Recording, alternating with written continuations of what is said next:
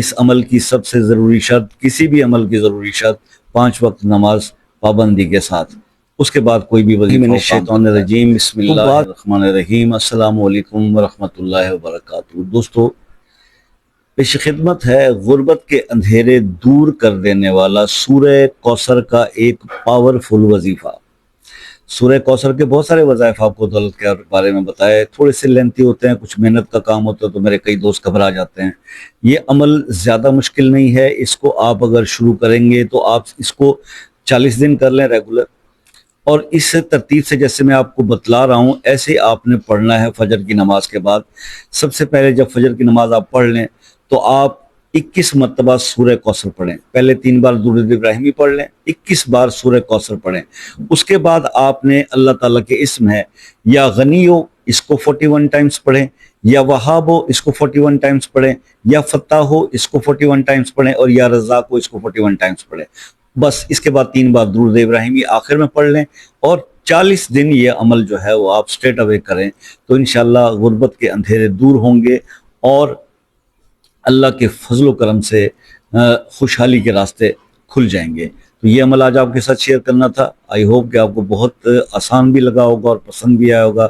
کرنا مشکل نہیں ہے، بس اس کے لیے صرف یہ سب سے ضروری شرط، اس عمل کی سب سے ضروری شرط، کسی بھی عمل کی ضروری شرط 5 وقت نماز پابندی کے ساتھ، اس کے بعد کوئی بھی وظیفہ و کام کرتا ہے۔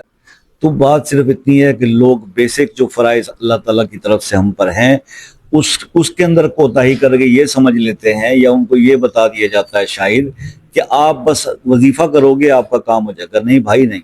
سب سے پہلے وہ فرائض ہیں جو اللہ تعالیٰ کی طرف سے فرض ہیں انسان پر، پہلے ان فرائض کی ادائیگی کے اوپر توجہ دیجئے۔ جب آپ کی نمازیں پوری ہوں گی تو پھر کوئی وجہ نہیں ہے کہ آپ کے زندگی کے اندر سے مسائل دور نہ ہوں، یا آپ کی کوئی بھی نفلی عبادت جس میں ذکر، اذکار، ورد، تسبیح وہ قبول نہ ہو، یا اس کے پڑھنے سے آپ کے مسائل حل نہ ہوں۔ ٹھیک ہے جی، اچھے مسلمان بننے کی پہلے کوشش کر لیں تو اس کے بعد انشاءاللہ زندگی میں تبدیلی ضرور آتی ہے۔ تو باقی یہ بھی ہے کہ کئی لوگ صرف عبادات پہ ہی زور دیتے ہیں، وظائف پڑھتے رہتے ہیں، بہت سارے ایسے لوگوں کو دیکھا ہے، تو اس کے ساتھ کچھ صدقہ خیرات بھی ضرور کیا کریں۔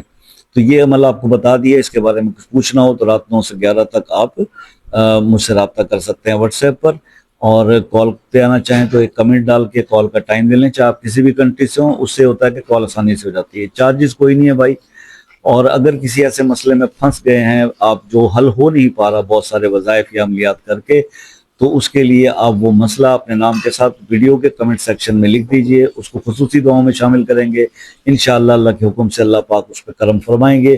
اور یہی چیزیں ہیں، آپ سے بھی ہمیشہ دیکھیے، جب میں آپ کو کہتا ہوں کہ جناب آپ اپنی لیے کوئی دعا مجھے بتائیے، میں آپ کو دعا، آپ کے مسئلے کے لیے میں دعا کروں گا، تو ساتھ ہی میں یہ بھی بتاتا ہوں کہ بھائی مجھے بھی اپنی دعاؤں میں یاد رکھیے گا، کیونکہ ہم سب کو ایک دوسرے کی دعاؤں کی ضرورت ہے۔